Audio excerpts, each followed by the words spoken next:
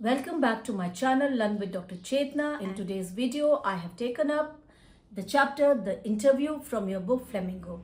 It's been written by Christopher Sylvester. So what does he try to tell us in this chapter Interview? He's telling about the different viewpoints people hold about the interview. Interview के बारे में लोगों के क्या क्या view points है, क्या क्या वो आइडियाज रखते हैं, ये चैप्टर उस बारे में है. So since its invention a little over 130 years ago, the interview has become a commonplace of journalism. So the practice of interviewing people started almost more than 130 years ago, and since then it has become something very common in journalism. It has become part and parcel of journalism. Today, almost everybody who is literate will have read an interview of some point in their lives, while from the other point of view, several thousand celebrities have been interviewed over the years, some of them repeatedly. तो इतना common interview हो चुका है कि जो भी literate है उसने कोई ना कोई इंटरव्यू ज़रूर पढ़ा होगा, या टीवी में भी हमने इंटरव्यू देखा होगा, या रेडियो में ब्रॉडकास्ट किए जाते हैं, टेलीविज़न में ब्रॉडकास्ट किए जाते हैं, या न्यूज़पेपर्स में हम देखते हैं कि बहुत सारे इंटरव्यूज़ वहाँ पे रहते हैं.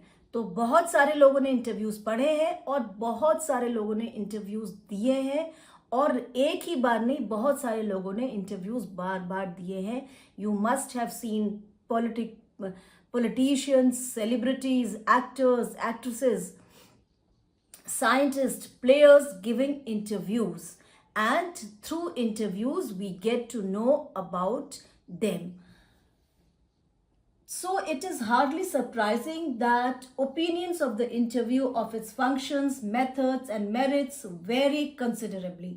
इसीलिए बोल रहे हैं क्योंकि बहुत सारे लोगों ने इंटरव्यू दिए हैं, बहुत सारे लोगों ने पढ़ा है, इसीलिए इंटरव्यू के बारे में, उसकी मेरिट्स के बारे में, उसका वो काम कैसे करता है, कैसे इंटरव्यू कंडक्ट किए जाते हैं, और जो मेथड्स है उनके बारे में सबके व्यू पॉइंट्स अलग अलग हैं. वेरी मीन्स डिफरेंट हैं. Some might make quite extravagant claims for it as being in its highest form a source of truth. कुछ लोग बिलीव करते हैं कि इंटरव्यू जो है वो सोर्स ऑफ ट्रूथ है, उससे हमें सही बातों की जानकारी मिलती है. And in its practice and art, और बोलते हैं कि ये एक आर्ट भी है. Conducting an interview is an art. How an interviewer conducts an interview, gets information from the interviewee, it is an art. ये एक आर्ट है. Others, usually celebrities who see themselves as its victims, might despise the interview as an unwarranted intrusion into their lives, or feel that it somehow diminishes them. Just as in some primitive cultures, it is believed that if one takes a photographic portrait of somebody, then one is stealing that person's soul. तो यहाँ पे author बोल रहे हैं कि जो celebrities हैं वो अपने आप को इंटरव्यू का एक विक्टिम मानते हैं. वो अपने आप को कैसे देखते हैं जब उनका इंटरव्यू हो रहा होता है? They think that they are a victim, और वो they despise interview, they hate being interviewed. Why? Because they think that it is an unwarranted, that means unnecessary intrusion, means invasion in their personal and private lives. तो जो उनकी personal life है और जो private life है, interview के through वो expose हो जाती है, लोग उनके बारे में ज़्यादा जानने लगते हैं. That's why they hate it into their lives, or feel that it somehow diminishes them. Diminishes means make them weaker in significance or lessen them in significance. मतलब उनकी जो importance है, जो उनकी significance है, वो कम हो जाती है. और ऐसा वो क्यों फील करते हैं? Because they feel that whatever they say in the interview is presented differently by the interviewer. Interviewer उसे दूसरे तरीके से present करते हैं, और कई बार क्या होता है कि लोगों को उनकी कई बातें पसंद नहीं आती होंगी, और इस वजह से लोग वो उनके लिए, उनके बारे में कुछ नेगेटिव ओपिनियन बनाते होंगे, और इसकी वजह से वो डिस्टर्ब हो जाते हैं. आपने देखा होगा कि कभी भी कोई सेलिब्रिटी, कोई पॉलिटिशियन कोई ऐसी बात कर देता है, sometimes it does not go down well with some people. कुछ लोग उसे पसंद नहीं करते और फिर उसे ट्रोल करना शुरू कर देते हैं, और अब तो ये बहुत कॉमन हो गया. That's why a person who is interviewed feels that it diminishes them, उनको वो खत्म कर देता है, उनकी importance को खत्म करता है, because it is an invasion in their private lives. Just as in some primitive cultures, तो वो क्या कहते हैं, जैसे कि कुछ primitive cultures में ये believe किया जाता था कि जब उस किसी व्यक्ति की, किसी पर्सन की फोटोग्राफ ली जा रही है, तो it means that his soul has been taken out from his body. In the same way, the person who are interviewed feel like that they lose something of themselves. That means their private or personal life gets exposed. V.S. Naipaul feels, he is a celebrity writer, that some people are wounded by interviews and lose a part of themselves. Same thing, वो feel करते हैं wounded, जैसे they have been attacked and they have lost a part of themselves. That is something that was personal to them, something that was within their hearts has now been exposed. अब वो बाहर आ गया है और लोग उनके बारे में जानने लगे, तो वो उसे नहीं पसंद करते. That's why they consider it as an attack. Lewis Carroll, the creator of Alice in Wonderland, was said to have had a just horror of the interview. So he was so much horrified of giving interviews that he felt like not giving the interviews. He never consented to give interviews, and he never consented to be interviewed. And why it was so? Because he never liked the idea of being treated as a celebrity with lots of admiration and appreciation. तो उनको ये अच्छा नहीं लगता था, वो horrified feel करते थे जब उन्हें कोई ऐसे treat करता था, and which made him thus repel would-be acquaintances. Repel means दूर करना. इसीलिए जो would-be acquaintances था या interviewers थे या जो उनके autograph के लिए persistent petitioners of his autograph, वो उनको अपने पास नहीं आने देते थे, because he never liked the idea of being interviewed. Or he would afterwards relate the stories of his success in silencing all such people with much satisfaction and amusement. And he says that he was able to become successful because he never accepted to be interviewed. क्योंकि अगर वो interview देते, उनकी बात को twist करके present किया जाता, तो क्या होता? It would have caused him disturbance, unnecessary disturbance. That's why जब उन्होंने interview दिए नहीं, तो ये disturbance भी नहीं हुआ, and he think that his success is because of not giving interviews. So now we are talking about the people who had a negative opinion about interviews. Rudyard Kipling expressed an even more condemnatory means बिल्कुल जो like नहीं किया जाता, unacceptable. उनका जो view था बिल्कुल भी unaccepted notion था interview के बारे में. And what was that? His wife Caroline writes in her diary for 14 October 1892 that their day was raked by two reporters from Boston. That means उनकी day जो है वो destroy कर दिया दो reporters ने Boston से. She reports her husband as saying to the reporters, why do I refuse to be interviewed? So why he never likes to be interviewed, or he refused to be interviewed because it is immoral. वो उसको immoral समझते हैं, that it is not moral. It is a crime. He likens it to a crime. वो crime से compare करते हैं किस चीज को? Of being interviewed. Just as much of a crime as an offense against my person. तो बोल रहे वो उनकी personality पे एक attack की तरह होता है interview. As an assault, attack, and just as much merits punishment. And because it comes as an assault, तो इसके लिए punishment भी होना चाहिए. He goes to the extent of saying that interview is a kind of assault and it needs punishment. It is cowardly and vile. So it is a cowardly act. मतलब जो आपको interview कर रहा है वो cowardly है. वो एक आपसे कुछ question पूछ रहा है and then he twists it differently. तो ये cowardly है और vile है. Vile means bad, evil. No respectable man would ask it, much less give it. So बोल रहे हैं कि कोई भी respectable person आपको interview नहीं करना चाहिए और respectable person agree भी नहीं करेगा interview के लिए, because it is an assault on one's personality. That is the view of Rudyard Kipling. Yet Kipling had himself perpetrated such an assault on Mark Twain only a few years before. लेकिन Rudyard Kipling ने, despite having such a negative notion about interview, he had interviewed Mark Twain, and perhaps Mark Twain was not happy about this interview. Perpetrated such an assault means मतलब उनको assault किया था, एक interview लिया था, तो that Rudyard Kipling had equated to an assault.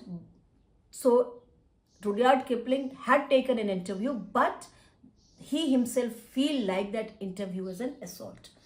H.G. Wells इन्होंने time machine, the invisible man जैसे बड़ी बड़े नॉवेल्स लिखे. In an interview in 1894 referred to the interviewing ordeal, but was a fairly frequent interviewee, and 40 years later found himself interviewing Joseph Stalin. तो H.G. Wells ने भी जिस interview को बोला है कि interview ordeal, it is like a suffering, but he himself was a frequent interview. उन्होंने बहुत सारे इंटरव्यू लिए हैं, and 40 years later found himself interviewing Joseph Stalin, और जोसेफ स्टालिन को इंटरव्यू किया है. तो जो इंटरव्यू करते हैं उनके लिए भी एक बड़ी रेस्पेक्टेबल बात होती है कि we have interviewed that person, we have interviewed that person. तो उनके लिए एक रेस्पेक्ट की बात है, बट जो इंटरव्यू किया जा रहा है that person feels differently. Saul Bellow, who has consented to be interviewed on several occasions, nevertheless once described interviews as being like thumbprints on his windpipe. तो Saul Bellow ने क्या बोला कि इंटरव्यू कैसा होता है? It is suffocating, it is choking. Yet despite the drawbacks of the interview, it is a supremely serviceable medium of communication. Now he is talking about some positive points of interview. वो बोल रहे हैं कि ये बहुत ही useful medium है communication का, जहाँ पे 1-to-1 बेसिस पे कम्युनिकेशन होता है. Questions are asked by one person and these questions are answered by another person, the person who is being interviewed. Our most vivid impressions of our contemporaries are through interviews. तो बोल रहे जो हमारे contemporaries है, जो हमारे साथ के लोग हैं, बड़े लोग, सेलिब्रिटीज हैं, राइटर्स हैं, प्लेयर्स हैं, उनके बारे में हमें कैसे मालूम पड़ता है? How we get to know them? It is through the interviews. So it is one of the most useful means of communication. Dennis Bryan has written, almost everything of moment reaches us through one man asking questions of another. तो बोल रहे कि हमारे पास सब कुछ पता, हम सब कुछ जान पाते हैं उस पर्सन के बारे में जो इंटरव्यू किया जा रहा है. A person is asking question, another person is answering the question, and through this question answer session we get to know about the person who is being interviewed. Because of this, the interviewer holds a position of unprecedented power and influence, and therefore an interviewer becomes an influential person. वो बहुत ही influential person बन जाता है, because he conducts the interview in such a manner that he is able to extract as much information as he wants from the person being interviewed, and thus we get to know maximum things about the person who is being interviewed. Now this is part 2 of the chapter interview. In the first part, we saw that how different people have different perspective about the interview. We also got to know the demerits and merits of the interview according to some people. Now in this second part, he has presented an interview. Through this, he is trying to tell how an interview should be conducted so that the interviewee must feel comfortable, and similarly the questions that are asked should be asked in a very patient manner. Now the following is an extract from an interview of Umberto Eco. So the interviewee is Umberto Eco. He is a professor at the University of Bologna in Italy, and had already acquired a formidable reputation as a scholar for his ideas on semiotics, the study of science, literary interpretations, and medieval aesthetics before he turned to writing fiction. So he is a prolific writer. मतलब उन्होंने बहुत सारी चीज़ों के बारे में लिखा है, और उन्होंने लिखा है स्टडी ऑफ सेमियोटिक्स, मतलब साइंस की स्टडी, कैसे जेस्चर, साइंस, साउंड्स के थ्रू हम कम्युनिकेट कर सकते हैं। दूसरा लिटरेरी इंटरप्रिटेशन के बारे में और मेडिवल एस्थेटिक्स के बारे में उन्होंने लिखा है। उन्होंने लिखा उससे, और उसके बाद उन्होंने फिक्शन राइटिंग शुरू किया। तो यहाँ पे उनका जो इंटरव्यू हो रहा है वो मुकुंद पद्मनाभन के साथ हो रहा है, जो हिंदू न्यूज़पेपर है उसमें वहाँ पर है। Now literary fiction, academic text, essays, children's books, newspaper articles, his written output is staggeringly large and wide-ranging. That means he has written about so many things.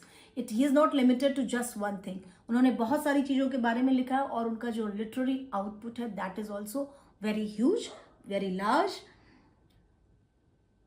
In 1980, he acquired the equivalent of intellectual superstardom with the publication of The Name of the Rose, which sold more than 10 million copies. और जब उनका जो novel था the name of the rose publish हुआ तो वो बहुत ज़्यादा फेमस हो गया और कि 10 मिलियन कॉपीज बिकी। तो मुकुंद उनसे पूछ रहे हैं, the English novelist and academic David Lodge once remarked, I can't understand how one man can do all the things he does. तो उन्होंने बोला कि एक डेविड लॉज है, he is very much astonished at the way Umberto Eco does his work. Umberto Eco, maybe I give the impression of doing many things, but in the end I am convinced that I am always doing the same thing. That means he is giving his questions in a very humble manner, despite being such a prolific writer, such a famous writer. He is saying that he doesn't do anything special. He just harps on one ideas. वो एक ही चीज के बारे में बार बार लिखते हैं. Witches, अब वो पूछ रहे witches, instead of making it a direct kind of question, वो पूछ रहे witches. Oh, now that is more difficult to explain. I have some philosophical interests and I pursue them through my academic work and my novels. Even my books for children are about non-violence and peace. तो बोल रहे मैं कुछ theoretical चीज़ों पे काम करता हूँ, नॉन वायलेंस पे बात करता हूँ. इवन जो चिल्ड्रन की बुक्स हैं उन पे भी मैं नॉन वायलेंस के बारे में ही बात करता हूँ. Non violence and peace, you see the same bunch of ethical philosophical interests. So that means my written material revolve around some concepts and they are non-violence and peace और कुछ philosophical interest है उनके. And then I have a secret. Did you know what will happen if you eliminate the empty spaces from the universe?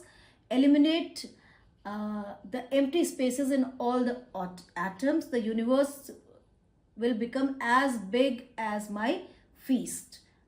As big as my fist. Similarly, we have a lot of empty spaces in our lives. तो वो ये बोल रहे हैं कि अगर हम universe में बहुत सारी चीज़ों के बीच में बहुत ज़्यादा गैप है, अगर उस सारी चीज गैप्स को हम कम कर देंगे तो यूनिवर्स जो है पूरा एक फिस्ट में हमारी आ जाएगा.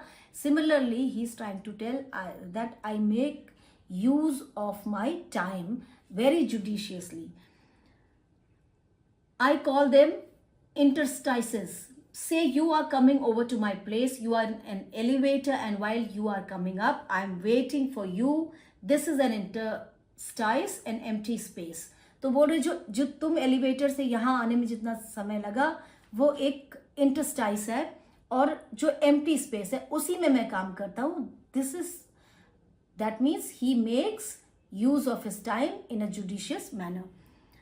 I work in empty spaces while waiting for your elevator to come up from the first to the third floor. I have already written an article.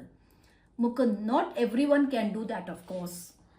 Your non-fictional writing, your scholarly work has a certain playful and personal quality about it. तो बोल रहे कि आपने जो भी लिखते हैं उसमें एक personal touch है.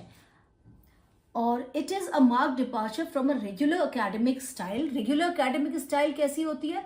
जो होती है depersonalized and often dry and boring. उसमें कुछ भी पर्सनल एलिमेंट नहीं होता, इसलिए वो बोरिंग और ड्राई होती है. जबकि आप जो लिख रहे हैं वो उसमें एक पर्सनल क्वालिटी होती है. तो have you consciously adopted an informal approach और is it something that just come naturally to you. तो जब एकेडमिक राइटिंग की जाती है तो उसमें ज़्यादातर लोग फॉर्मल होना पसंद करते हैं, उस राइटिंग में उसको फॉर्मली लिखना पसंद करते हैं. बट इन्होंने एम्बर्टो एको ने अपनी राइटिंग में एक पर्सनल टच दिया, एक इनफॉर्मल टच उसको दिया है. तो जो पद्मनाभन है, जो इंटरव्यूअर, उन्होंने पूछा is it something natural to you or you do it deliberately?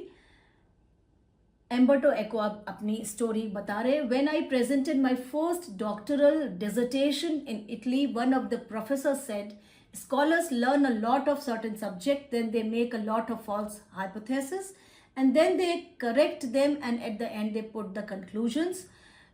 तो उन्होंने बोला कि यूजुअली लोगों की आदत क्या होती है, वो बहुत सारी स्टडी करते हैं, फिर एक हाइपोथेसिस बनाते हैं, हाइपोथेसिस के बेसिस पे उस पर वर्क करते हैं, and then they provide a conclusion, and that's why जो उनका काम है वो एक पर्सनलाइज्ड काम नहीं रहता, बड़ा फॉर्मल सा काम रहता है.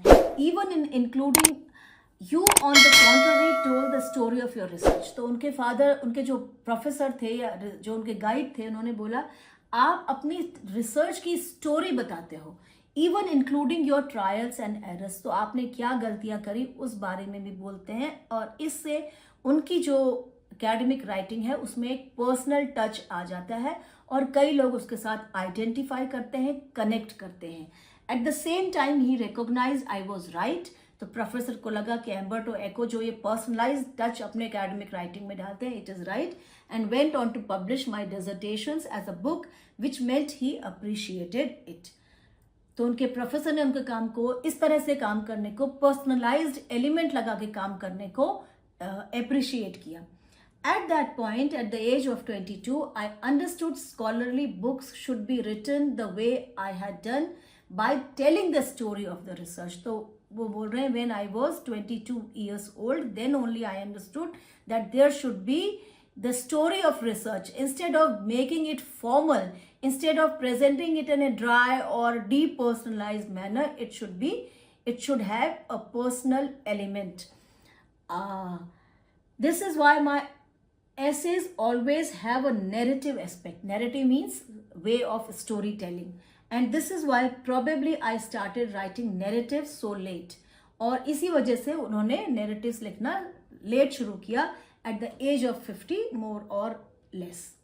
I remember that my dear friend Roland Barthes was always frustrated that he was an essayist and not a novelist. तो अपने फ्रेंड की बात बता रहे हैं कि वो एक एसेइस्ट था और उस बात पे वो फ्रस्ट्रेटेड था कि he was not a novelist.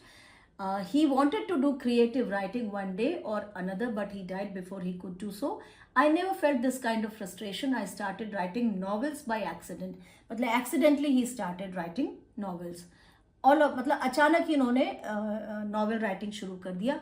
I had nothing to do one day, and so I started. Novels probably satisfied my taste for narration. तो नॉवल लिखना इसीलिए शुरू किया, उनको नरेट करना अच्छा लगता था, वो अपनी स्टोरी बताते थे अपने एकेडमिक वर्क में भी, और इसीलिए उन्होंने नॉवेल्स लिखना शुरू किया. Mukund, talking about novels, from being a famous academic, you went on to becoming spectacularly famous after the publication of The Name of the Rose. तो बता रहे कि आपका जो एक नॉवेल पब्लिश हुआ था नेम ऑफ द रोज, वो बहुत ही ज़्यादा फेमस हो गया, और you have written 5 novels against many more scholarly works of non fiction, at least more than 20 of them. और बोल रहे हैं आपने 20 से ज़्यादा फिक्शन राइटिंग की हुई है. तो एको करेक्ट कर रहे हैं कि it is over 40. Mukund, okay, over 40. Among them a seminal piece of work on semantics, मतलब extremely big piece of work on semiotics में उन्होंने काम किया है. But ask most people about Umberto Eco and they will say, oh, he is the novelist. So he is famous more as a novelist than as an academic writer. Does that bother you? फिर उनसे पूछा कि क्या आपको परेशान करता है. And now you will see that Umberto Eco is quite comfortable in answering all the questions. He's not hesitating to answer the question. He's telling everything about himself in this interview. Perhaps this is the kind of interview where the interview is not feeling horrified or terrified of the interview. Umberto Eco, yes, because I consider myself a university professor who writes novels on Sundays. It's not a joke. तो novel Sunday को लिखते हैं. I participate in academic conferences and not meetings of PEN clubs and writers. तो बोल रहे मैं अपने आप को एकेडमिक राइटर ज़्यादा समझता हूँ, एकेडमिशियन समझता हूँ, और मैं नॉवलिस्ट नहीं समझता हूँ। और मैं जो राइटर्स की कॉन्फ्रेंसेस होती है उनमें पार्टिसिपेट भी नहीं करता हूँ। But okay, if they have read only the novels, I know that by writing novels, I reach a larger audience. I cannot expect to have 1 million readers with stuff on semiotics. तो बोल रहे हैं कि अगर novelist से novel लिख के मैं लोगों को रीच कर पाता हूँ, ज़्यादा लोगों को, तो अच्छी बात है। और ये भी बता रहे हैं कि साथ में सेमियोटिक्स में अगर मैं काम करूँगा तो I won't be able to reach a large number of people, and he is admitting this fact. That means he is very much comfortable in this interview. Mukund, which brings to my next question. So instead of asking direct questions, he is just starting with where the interview had ended. Now, which brings me to my next question. The Name of the Rose is a very serious novel. It's a detective yarn at one level, but it also delves into metaphysics, theology. Theology means study of religion, and medieval history. Yet it enjoyed a huge mass audience. Were you puzzled at all by this? So this, despite having theology, medical history और metaphysics, फिर भी ये एक famous आपका जो novel था हो गया. तो were you puzzled at all by this? Echo. No. Journalists are puzzled. Journalists puzzled हुए कि ऐसा novel क्यों इतना ज़्यादा famous हो गया. And sometimes publishers भी. And this is because journalists and publishers believe that people like trash and don't like difficult reading experiences. तो बोल रहे हैं कि journalist और publisher वो scandalous जो मैटर होता है लेकिन ट्रैश होता है उस पर ज़्यादा बिलीव करते हैं, सोचते हैं कि वो ज़्यादा बिकेगा. बट ऐसा नहीं है. If you give good content, good material to the readers, then definitely that kind of content will also become successful. Consider there are 6 billion people on this planet. The Name of the Rose sold between 10 and 50 million copies. So in a way, I reached only a small percentage of readers. वो कह रहे इतने सारे लोग हैं universe में, उसके बावजूद बहुत कम लोगों के पास मेरा नॉवल पहुंचा है. But it is exactly these kind of readers who don't want easy experiences. तो उन्होंने कहा सारे रीडर्स को, क्योंकि कई बार ऐसा होता है कि देखो कई आजकल टीवी में भी बहुत सारी चीज़ें आती हैं जिसको क्राउड देखते हैं, बहुत सारे लोग देखते हैं, लेकिन जो सीरियस लोग होते हैं जिनको अलग तरह का मटीरियल होता है उनकी चाहिए होता है, उनकी पॉपुलैरिटी भी बनी रहती है. तो this is what Umberto Eco is telling the interviewer. But it is exactly these kind of readers who don't want easy experiences, or at least don't always want this. I myself at 9 p.m. after dinner watch television and want to see either Miami Vice or Emergency Room. I enjoy it and I need it, but not all day. तो बोल रहे हैं कभी कभी मैं TV देखता हूँ और कुछ ऐसे सीरियल्स देखता हूँ जो मेरे ही टेस्ट के हैं.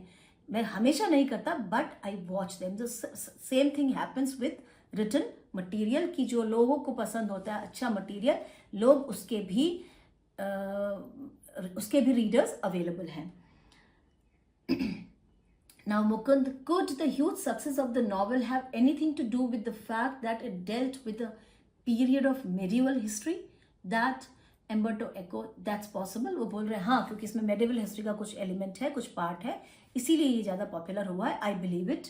But let me tell you another story, because I often tell stories like a Chinese wise man. तो उन्होंने कहा मैं चाइनीज वाइज मैन की तरह स्टोरी बताता हूँ. My American publisher said while she loved my book, she did not expect to sell more than 3,000 copies in a country where nobody has seen a cathedral और studies Latin. तो उन्होंने कहा कि इसमें medieval history के बारे में बहुत कुछ था, लेकिन मेरी जो पब्लिशर थी उन्होंने मुझे 3,000 कॉपीज़ का ही पैसा दिया, क्योंकि मैंने अपने नावल में मेडिवल पीरियड के बारे में लिखा है.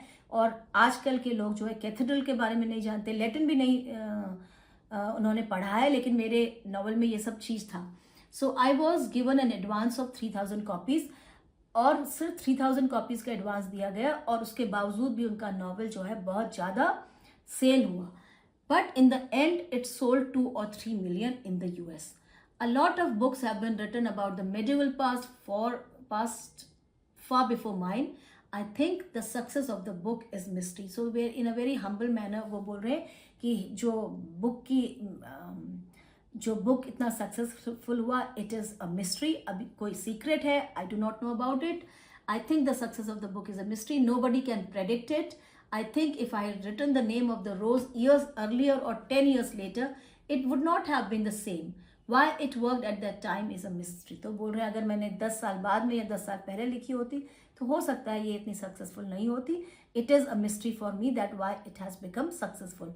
So this is the interview that the author has presented before you. Now this is the chapter. I hope you have understood it. Thank you.